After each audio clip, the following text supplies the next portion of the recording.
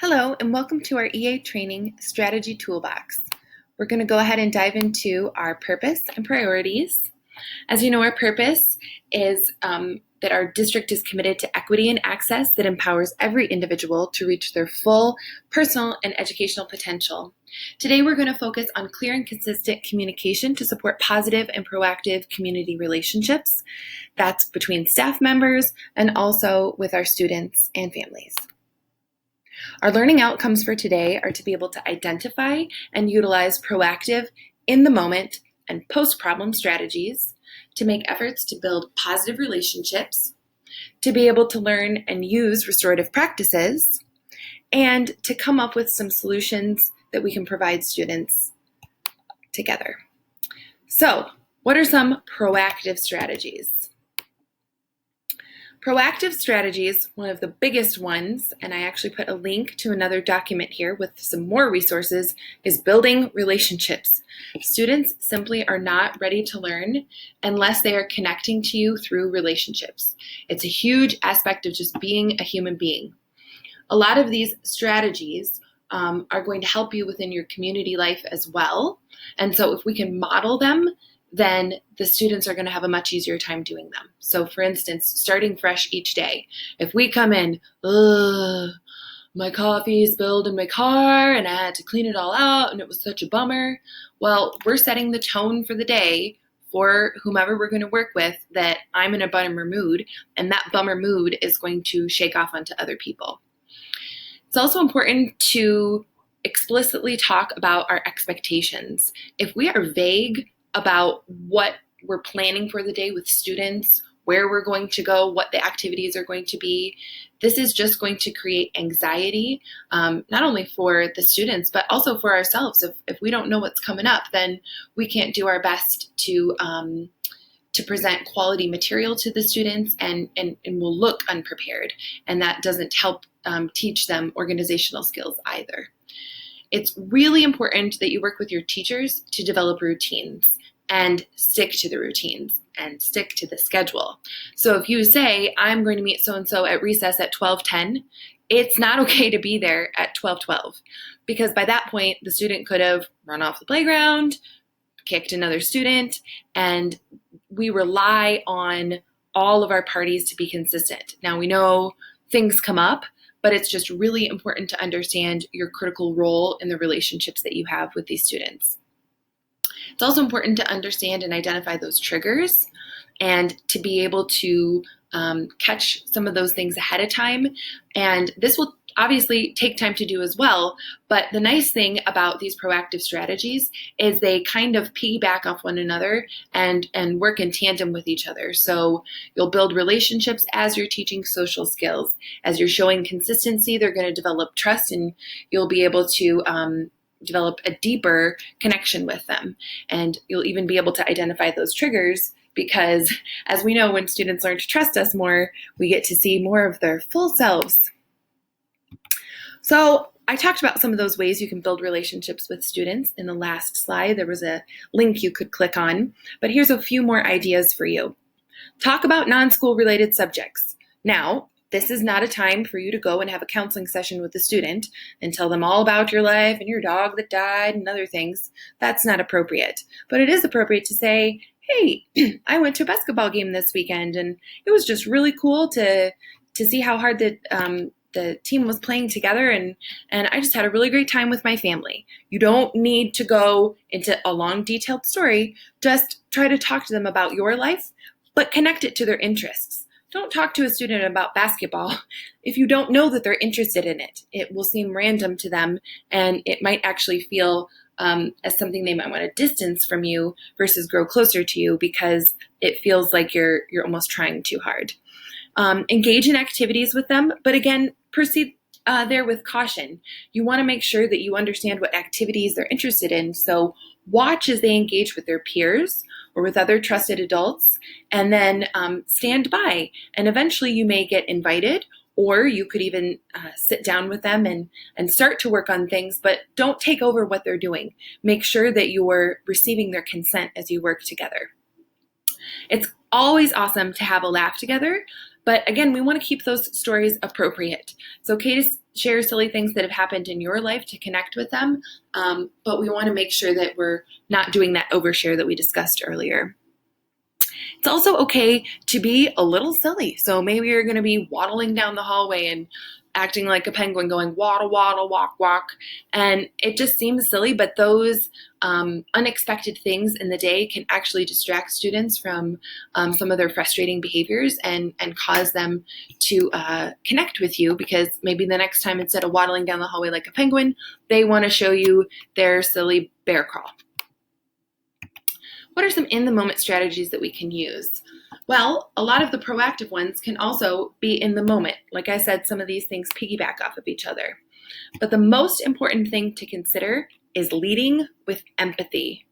We need to understand that behaviors have a way of communicating. They are communication, and it's not happening for just any reason. There's a function, there's something that's going on behind it. So instead of, why are you acting that way? Why did you run down the hallway? You could say something like, oh man, I'm sad to see that you bumped into so-and-so when you were running. I would love to walk in the hallway with you. But also understand that you need to think about the situation and what they're going through. So lead with empathy. Also remember that anger is the tip. A lot of times when we see students who are physically grinding their teeth, or they're getting short of breath, or you can tell their heart is pounding, this is anger, but that's just the beginning of it, because anger is one of the first emotions that we're able to process and express, and oftentimes there's other things underneath that. They might be being defensive, they might be feeling left out, could even be that hangry coming in, or maybe they're tired or embarrassed because of something that happened in the classroom. So instead of reprimanding them for this immediate anger that you see, be observant. Look around at what has just happened. Who was involved in the situation? Did they run from a certain room? What might have been happening in that room? It's like we're a detective and you're observing first before you're acting, because we want to make sure that we're not being irresponsible with our own actions and placing unnecessary consequences upon our students. So this plays directly into it. Like I said, you're being that detective standing back watching, which means you're going to have to stay calm. And you're going to use some de-escalation strategies. And some of the best of the de-escalation strategies you can use is co-regulation, which means I'm not going to see a student running down the hallway with wide eyes flailing and go and start to breathe deeply. That does not help them de-escalate. I'm going to show them a calm demeanor in my body. I'm going to take deep breaths, and I'm going to show them that I can be regulated, because I want that to pass off to them. It has to do with our mirror neurons and how we're connecting to others to show them that we're prepared to accept some of their emotions. You can also use planned ignoring. This one is one of the most difficult ones to discuss because it really depends on the student and the situation. The time when planned ignoring is the best is when you know the student is inappropriately trying to gain attention. So maybe they're flopping their body down in the hallway and going, "Ugh, I just don't want to go to class." This is not a time to say, "Come on now, stand up. I know you can do it. We're going." That kind of sing-song voice, first off, is going to turn them right off. And also, you're then just giving them attention. We're going to talk about this a little further into the slideshow about some don'ts, but planned ignoring can be really important as long as you know the student in the situation. Don't take it personally. This is not a personal attack on who you are. These are little human beings learning to be adults, and we need to understand that they may have some lagging skills, and we are working to help them. And there is no space for our over-the-top emotions. It's okay to be real and be human with them, but we're not going to allow our anger to seep out and make the situation even more difficult for everyone. Give space is big, because Oftentimes you see adults getting too close, especially when the situation is tense. And I don't know why we feel like if we close in on a student, it may help the situation, but barricading them certainly won't. That's when we're going to see more explosive behaviors. So keep your distance unless you know this is a student who wants you to be close in a difficult situation. And always be clear and concise. And if you don't know what to say and you can't say it concisely and you can feel the monologue coming on, cut yourself off. It's not worth lecturing them. How you can accidentally increase problem behaviors. So we talked about this a little bit in the last slide, but some things that you do not want to do, especially for attention-seeking behaviors, is verbal reprimands, threats or lectures, as we just mentioned, that attempted kind coaxing, like, come on, get down from the lockers. Another class is coming for lunch. You're going to need to get down now. Well, that's just going to excite them even more. If they're seeking attention and you're constantly coaxing them and there's a whole class coming and they're going to get to put on a show by crawling on top of the lockers, that's going to increase that behavior. This is a time that you could potentially use planned ignoring, and you're also not going to continuously engage them, and you'll actually encourage other students to ignore them as well, because we don't want to give additional attention to that. The next thing is for escape behaviors.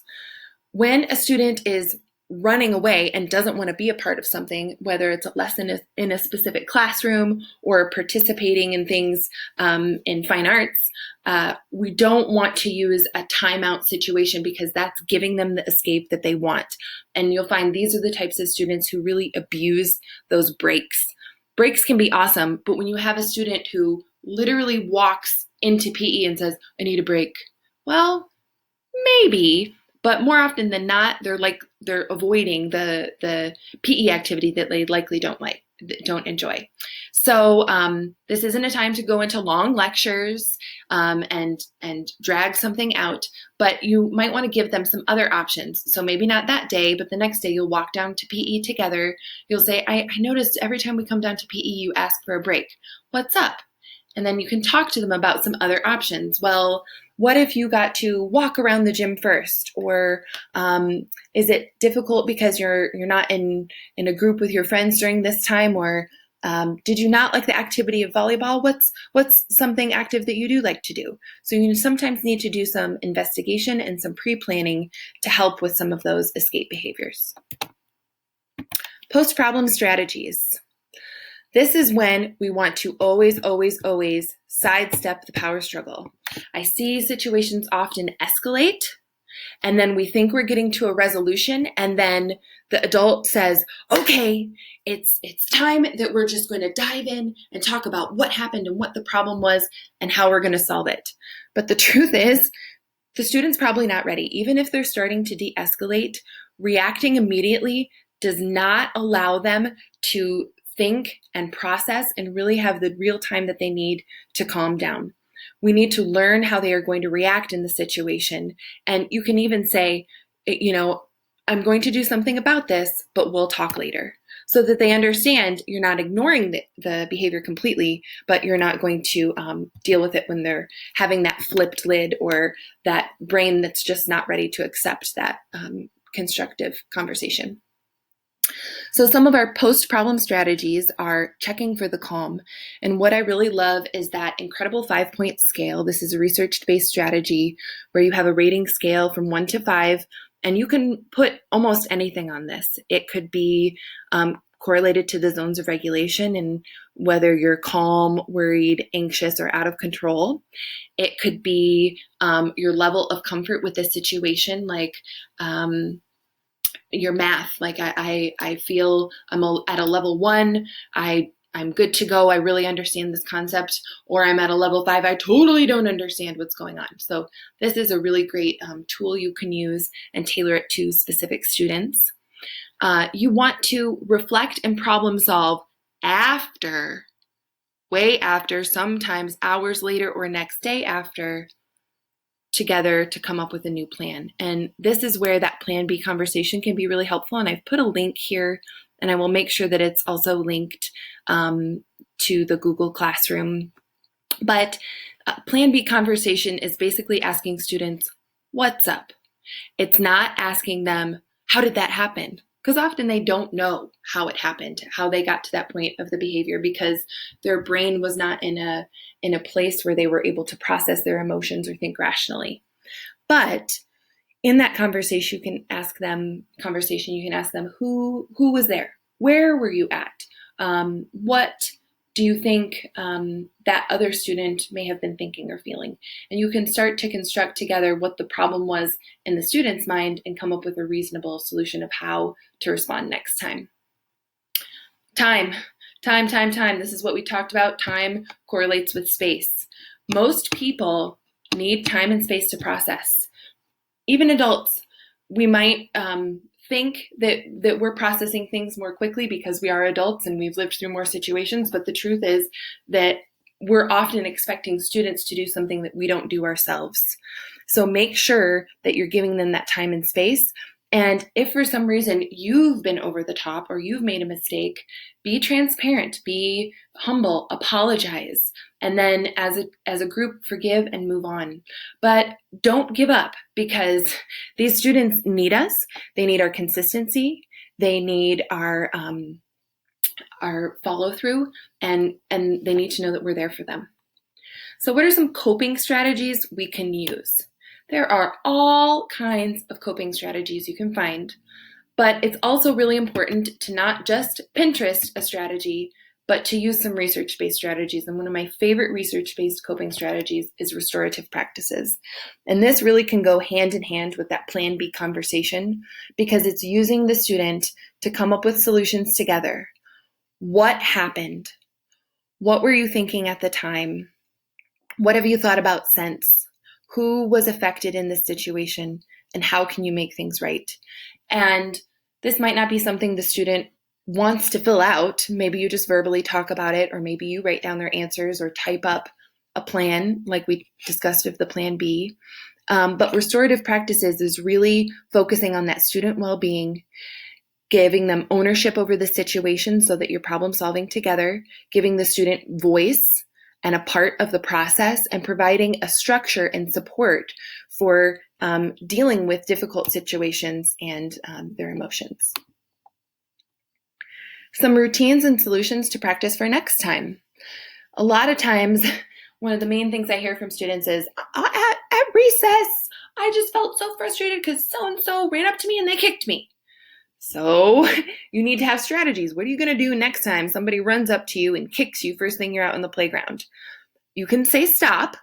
So would you please stop kicking me? Name the behavior. Now, as we know, that doesn't work right away for students. So a lot of students struggle with this. They may say they can ignore, but they really need to show other students they mean business and ignore or walk away.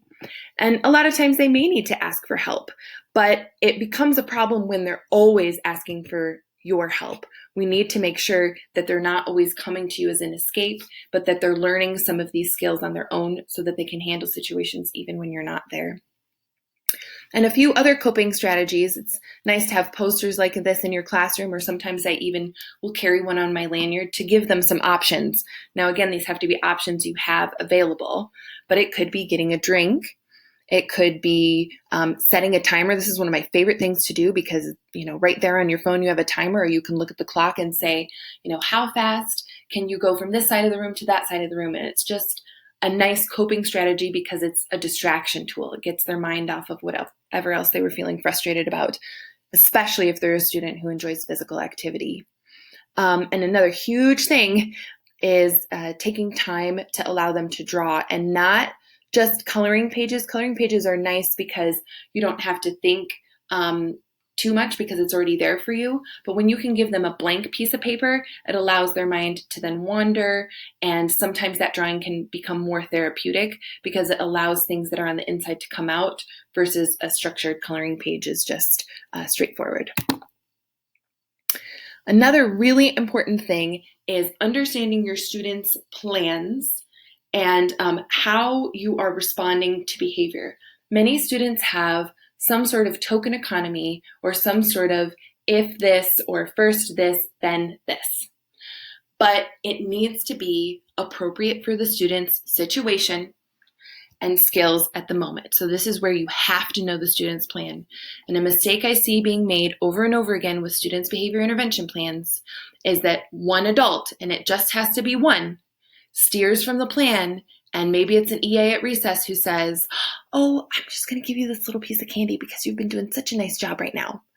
But if that student's on a token economy plan and they earn tickets for positive behaviors, or they earn something else like a special time with a friend, and that hasn't been clearly communicated, the students are smart, I'm telling you, and they see it as a loophole. And they will then go to that EA over and over and over again to get that candy because they didn't necessarily have to work for it within their system.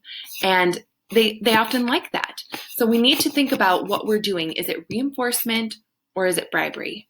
Now, an adult might think, well, that candy on the playground was a reinforcement of positive behavior I saw out there.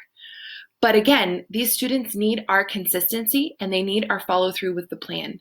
And if we're doing something out of the norm, they're going to expect that they can get away with that or push the boundaries further. So we need to make sure we plan ahead of time to create positive experiences and not be reactive by just handing them that piece of candy. And we also need to make sure we're not using it as bribery. So if you stop screaming right now, remember I have candy in my backpack and I will give you a piece when we get inside. That is never appropriate. That is just going to teach them I'll get what I want eventually if I have a difficult enough behavior moment. So you have to think things through. First Then is an awesome practice to use because you can do it with students almost any age. I have a 2-year-old and I say, first, we're going to eat our breakfast, then we'll get to watch TV. And it's very simple, but those simple directions help him to understand first this, then that.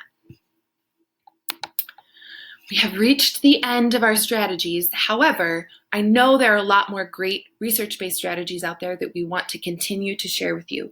So this is just a little overview of some things you can try as you start out your years, but we're hoping to get you some more information as the year goes on. So here's a reflection form for you. It should be in the Google Classroom, and a few questions we'd like you to answer are: name some strategies you'd like to try with some of your students based upon what you learned in this slideshow.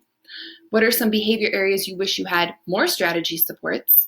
And please let us know because we will look through these forms and this will help us to create some new professional developments.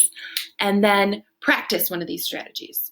And that may seem a little challenging, but if we can really practice routines and change our own behavior, then we can help students to do it even more because we've lived it and we understand what they're going through as well. So if you could take time to fill out that reflection form, we would really appreciate it. My name is Jessamy McKinney, and you can reach me at the email right there if you have any questions. Thank you so much for listening to this professional development, and I look forward to talking to you again soon.